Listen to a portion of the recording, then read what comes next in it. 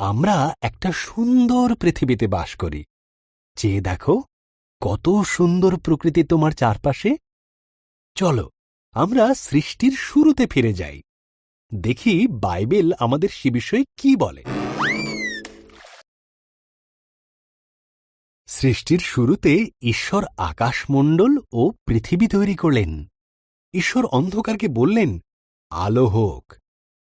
এই আলোকে তিনি নাম দিলেন দিন, আর অন্ধকারকে নাম দিলেন রাত্রি। প্রথম দিন শেষ হল।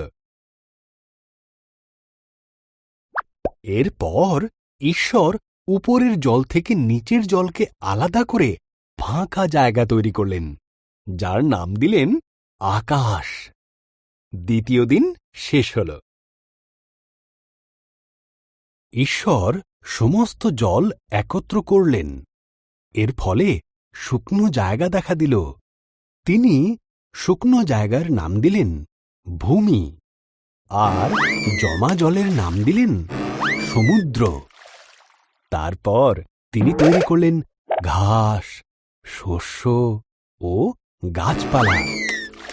তৃতীয়, এরপর ঈশ্বর আকাশে বিভিন্ন আলো তৈরি করলেন, দিনের জন্য সূর্যকে আর রাতের জন্য চাঁদ ও তারাদের তৈরি করলেন।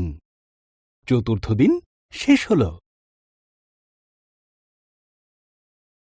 ঈশ্বর মাছেদের সৃষ্টি করলেন জলে সাঁতার কাটার জন্য, আর পাখিদের সৃষ্টি করলেন আকাশে ওড়ার জন্য।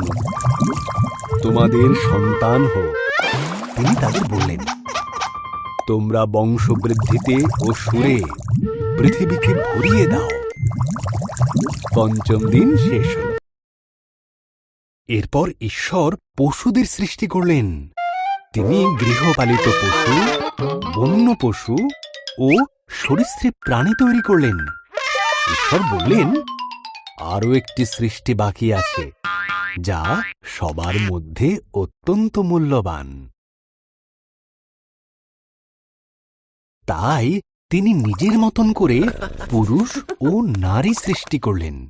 তিনি বললেন, তোমাদের সন্তান হোক, পৃথিবীর দায়িত্ব নাও, মাছ ও পশু পাখি